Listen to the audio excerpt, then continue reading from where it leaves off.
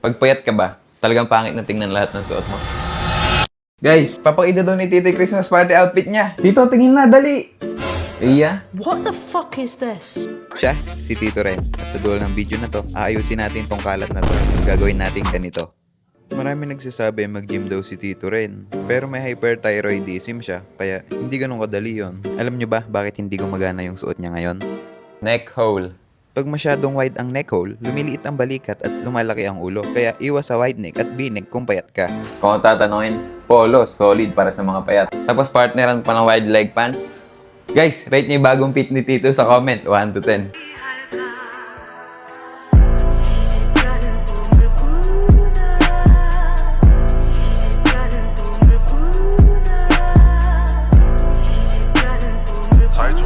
Astig!